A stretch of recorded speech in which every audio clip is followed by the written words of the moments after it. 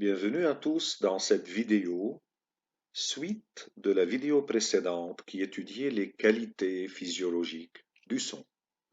Comment nos oreilles perçoivent un son d'un autre. On avait déjà étudié deux qualités physiologiques. Un, si vous vous rappelez, c'était la hauteur du son. C'est cette qualité qui distingue un son grave d'un son aigu. Elle était liée à quel paramètre physique? La fréquence. Plus la fréquence était élevée, on a vu, et plus on le qualifiait ce son d'aigu. Deuxième qualité physiologique, le timbre. C'est cette qualité qui fait distinguer deux sons joués avec deux instruments de musique qui me donnaient la même note, la même hauteur.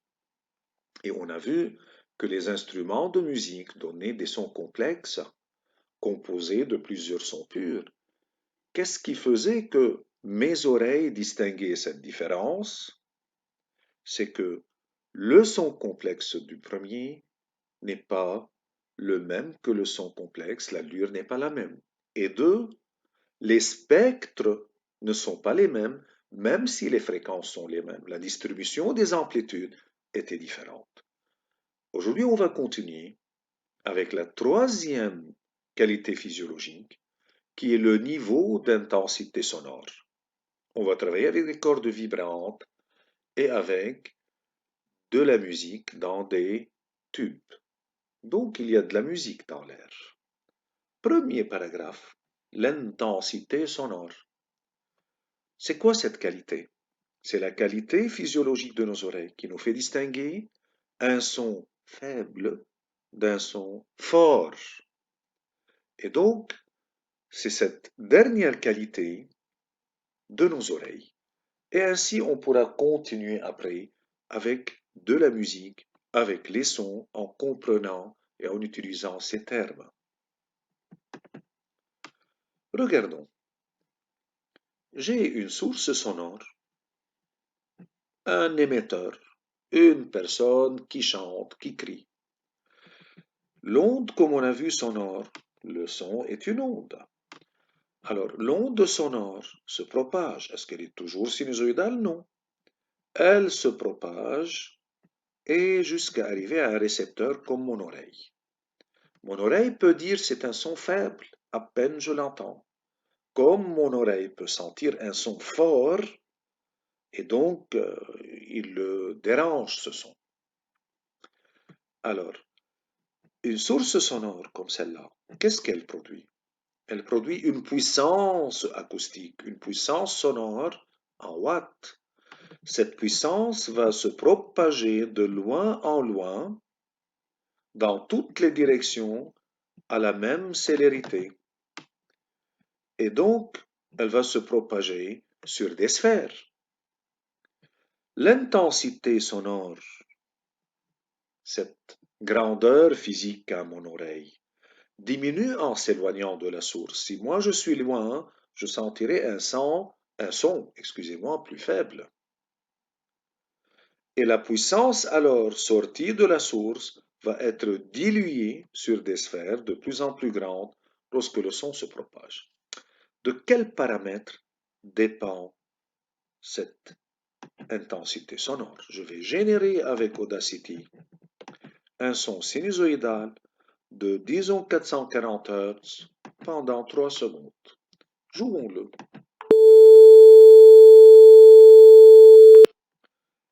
Son intensité n'augmente pas et son intensité ne diminue pas. Regardez qu'est-ce que je vais faire. Je vais prendre ce son, diminuer son amplitude d'ici, le prendre par là et réaugmenter son amplitude, disons, jusqu'ici. Voilà. Et je vais le jouer maintenant.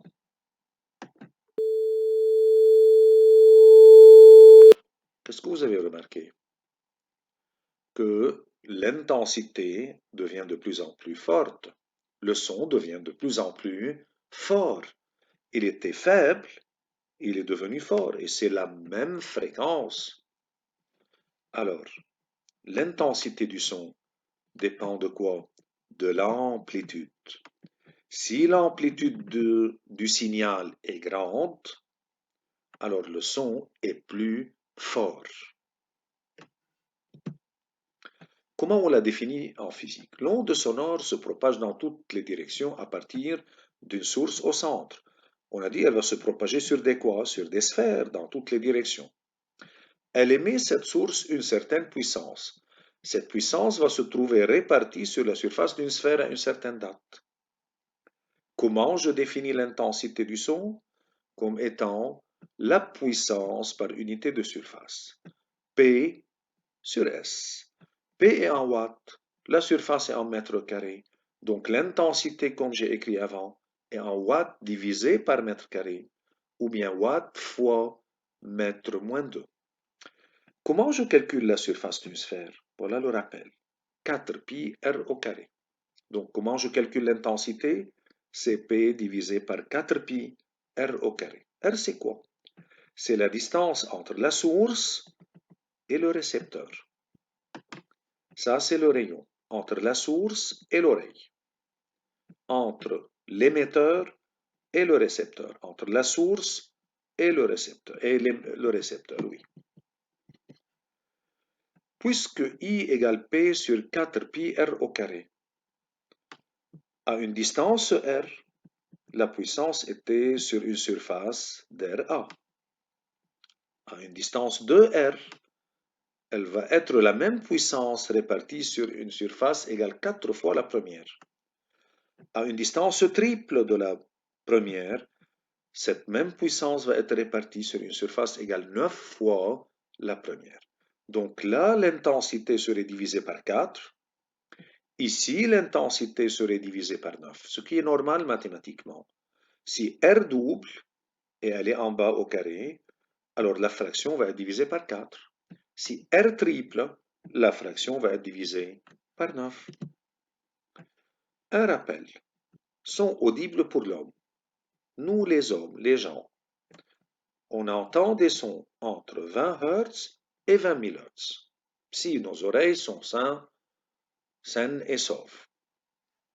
Alors, les sons audibles par l'homme, c'est entre 20 Hz et 20 000 Hz. Si le son est moins que 20 Hz, on l'appelle des infrasons. Les éléphants entendent des infrasons. Les chiens peuvent entendre jusqu'à 25, 27 000, 28 000 Hz. L'intensité. L'intensité du son, c'est cette qualité qui me fait distinguer des sons faibles des sons forts. Quel est le seuil d'audibilité? À partir de quelle intensité je commence à percevoir un son? On admettra 10 exposant moins 12 watts mètre moins 2. Quel est le seuil de douleur? Pas le seuil ou le son le plus fort que je peux jamais entendre, non. À partir de quel seuil ça devient nocif pour mes oreilles? Le seuil de douleur est à peu près de 1 watt mètre moins 2. Regardez cette petite remarque. D'après une étude de l'Institut national de prévention et d'éducation à la santé, qui date depuis octobre 2008, presque 12 ans, environ 10% des jeunes de moins de 25 ans présentent une perte auditive pathologique. Donc, une des causes majeures serait l'exposition à des niveaux sonores dangereux dans des nightclubs, avec des baladeurs, des écouteurs à un niveau sonore très élevé. Tout ça fait que 10% de la jeunesse est en train de subir des pertes auditives pathologiques. Mais que veut dire? Quelle est la signification du niveau sonore? On vient de parler d'intensité sonore. Voyons. C'est une échelle logarithmique, n'ayez pas peur. Une échelle logarithmique est un système de graduation en progression géométrique. N'arrêtez pas la vidéo, n'ayez pas peur. On va se faire comprendre. Une seconde. Le niveau d'intensité sonore est donné par la relation L égale 10 log I de I0. Restez. La fonction log, on ne va pas la détailler. On s'en fout. Vous allez la voir l'année prochaine dans les classes scientifiques, en maths. Qu'est-ce que je veux d'elle cette année? Regardez votre calculette. Sur votre calculatrice scientifique, il y a une touche de sinus. Si je vous demande calculez-moi sinus de 22 degrés, vous n'allez pas avoir peur. Il y a la touche cosinus, cosinus de 30 degrés, pap, vous tapez, vous me donnez la réponse. Tangente, il y a une touche, LOG, logarithme décimal. Si vous avez besoin de log de 4, vous tapez log 4 et la calculatrice vous donnera le résultat. Donc c'est tout. Alors L égale 10 par log que vous allez utiliser sur votre calculatrice de l'intensité qui arrive à mon oreille sur I0. I0, c'est une constante qu'on va prendre toujours égale à 10-12 watts, mètre moins 2. Quelle est l'unité de L? Vous avez toujours entendu parler. Décibels. En décibels. On va voir. Donc, le niveau, pourquoi il est noté L? En anglais, le niveau, c'est level. Regardons ici. Le seuil d'audibilité, qui est de 10-12, fait que j'ai log de 10-12 sur 10-12, log de 1. Tapez sur votre calculette log de 1, il va vous donner 0. 0 décibels. Dans le désert, je peux avoir 10. Une conversation à voix très très basse, 20 décibels. Un restaurant très calme, 50 décibels. Une circulation automobile avec quelques klaxons, 80 décibels. Un baladeur à pleine puissance, 100 décibels. Lorsque vous mettez les écouteurs à pleine puissance, c'est 100 décibels et c'est risqué pour vos oreilles. Là, vous allez perdre au niveau de l'oreille interne des cellules ciliées des neurones d'une façon irréversible. 130 décibels des enceintes à fond dans une voiture. Il y a des jeunes qui mettent les haut-parleurs à pleine puissance dans une voiture et ils se baladent pendant des heures. Ces 130 décibels, c'est nocif. Ce qui fait qu'à un certain âge, on commence à entendre des sifflements, un bourdonnement dans les oreilles, et là, rapidement, vous devez voir un ORL, un médecin. Rapidement. Sinon, petit à petit, une année après l'autre, vous allez perdre de votre acuité auditive. Et pour un tir de pistolet, fusée au décollage, ce n'est pas dangereux, c'est la surdité immédiate. Donc, on a une pollution sonore, on vit dans une pollution sonore catastrophique autour de nous. Comment je calcule tout ça? À l'aide de cette formule. Quel appareil me mesure? Un sonomètre. Est-ce que j'ai besoin de l'acheter un sonomètre? Non. Les applications sur vos smartphones sont pas nombreuses, plus que nombreuses. Mettez décibels, mettez sonomètre, mettez niveau d'intensité sonore. Vous allez avoir 1001 applications. Vous l'ouvrez, ça vous donnera immédiatement le niveau d'intensité sonore en décibels.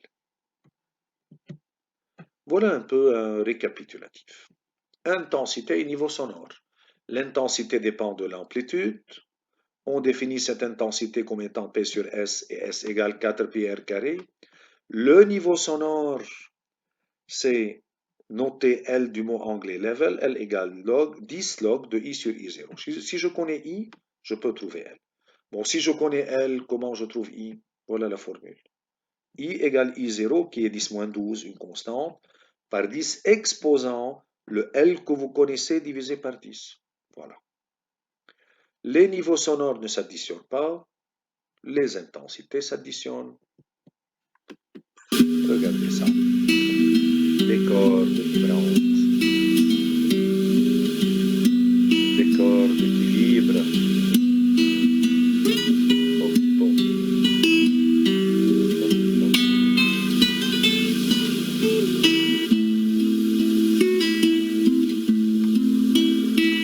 Des octaves, des quintes, donc de la musique dans l'air. Entendons ça. La vibration que l'on observe sur une corde de guitare, après l'avoir frappée, est la somme d'une infinité d'ondes stationnaires nommées les harmoniques, ou encore les modes. La tension, ajustée par la cheville de réglage, et la longueur de la corde imposent aux ondes qui s'y propagent des conditions de fréquence et de longueur d'onde. Les deux extrémités de la corde définissent des conditions aux limites, qui imposent à tout instant un déplacement nul en ces points. Cette simulation nous permet d'observer les 4 premiers harmoniques séparément, ce qui n'est pas possible en réalité. L'onde stationnaire ayant la plus grande longueur d'onde, et vérifiant les conditions aux limites, est le premier harmonique. Il est aussi appelé le fondamental. Il possède 2 nœuds de vibration aux extrémités et un seul ventre, à mi-longueur, ce qui lui donne cette enveloppe bombée très caractéristique. Sa fréquence de résonance, notée F0, dépend de la longueur de la corde. Plus la corde est courte, plus la fréquence est élevée, et plus le son sera aigu. L'harmonique de rang n est une onde stationnaire de fréquence n fois la fréquence du fondamental. Cependant, même si la série des harmoniques est infinie, leur amplitude respective décroît très rapidement, et seuls les premiers harmoniques, dont le fondamental, sont perçus par notre oreille. Bon. Pour vous dire quoi? Si j'ai une corde de guitare qu'on pince, comme on a vu avant, T est la tension, comme vous avez entendu, qu'on règle avec la cheville. Je tire trop la corde ou je la relâche. Mu, c'est une constante de la corde, c'est sa masse sur sa longueur. L, c'est sa longueur et F, c'est la fréquence du son que vous entendez. Plus L est petite, plus la fréquence est grande. Donc lorsque le guitariste approche son doigt pour raccourcir la longueur de la corde, le son émis serait plus haut, plus aigu, sa fréquence serait plus grande. Voilà la relation. Ce qu'on va voir maintenant pour terminer à la page suivante, c'est une musique que vous allez entendre calmement pour voir un peu de quoi je parle.